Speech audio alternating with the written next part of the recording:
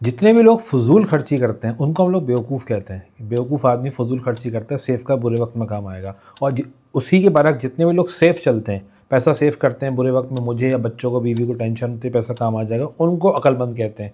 اور اگر کوئی مرد ایسا کر رہا ہے تو اس کو پورا خاندان سوسائٹی کہتی ہے عقل مند آدمی. اور بیوی ویسے ہی سگڑ تو مزے ہی آ گئے، دونوں سیف چل رہے ہیں. اگر گھر میں خدا نہ خواستہ لائٹ جاتی ہے تو آپ نے بیک اپ لگا لیا، عقل مند آدمی. آپ نے گھر میں چھوٹی سی گاڑی خرید کے رکھ لی، کہیں آنا جانا سہولت ہو. یعنی کہ ہم اپنی ہر مشکل کو آسانی میں جو کنورٹ کرتے ہیں پلاننگ کر کے، اس آدمی کو عقل مند کہا جاتا ہے. اور میں اور آپ سب لگے ہوئے کہ اپنے گھر والوں کو اچھی سے اچھی فیسلٹیز دیں تاکہ کوئی ٹینشن آئے تو وہ پریشان نہ ہو. یہاں تک تو ہمارا پورا دماغ کام کر رہا ہے کہ جی ہر فیسلٹی ارینج کرنی ہے برے وقت کے لیے. لیکن بینگ اے مسلم ہمیں بات پتہ ہونی چاہیے کہ مرنے کے بعد ہم نے قبر میں جانا ہے، اس وقت جو سوالات جواب ہوں گے اس کی پلاننگ کب ہوگی. ہم لوگ پورے دن دنیا کو اتنا ڈسکس کرتے ہیں کہ یقین کریں اگر میں اپنی بات کروں، گنہگار آدمی ہوں، میں سب سے زیادہ آپ لوگوں کی نظر میں باتیں تو اتنی بڑی کر رہا ہوں، مجھے تو خیال ہی نہیں آتا کہ مرنا بھی ہے اور اس کے بعد اللہ کے سامنے کھڑا ہونا، جواب بھی دینا ہے. کیوں؟ صبح سے لے کے شام میری ہوتی ہے کمانا ہے کمانا ہے کمانا ہے کمانا ہے، فیوچر میں یہ کرنا ہے.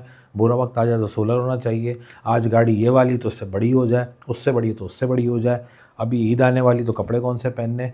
ہر وہ فیوچر پلاننگ کر رہا ہوں میں، ہم سب لوگ، کہ ہمیں اس دنیا کو سیٹل ڈاؤن کیسے کرنا ہے، مشکلات کو فیس کیسے کرنا ہے. جب کہ بینگ اے مسلم ہمارا ایمان ہونا چاہیے کہ ہم نے مر کے قبر میں جانا ہے اور ایک بہت بڑی دنیا ہمارا ویٹ کر رہی ہے. جواب دینا ہے دنیا میں کر کیا رہے تھے، مصروف کہاں تھے. نہیں، اللہ غفور الرحیم ہے. میں بھی کہہ رہا ہوں غفور الرحیم ہے.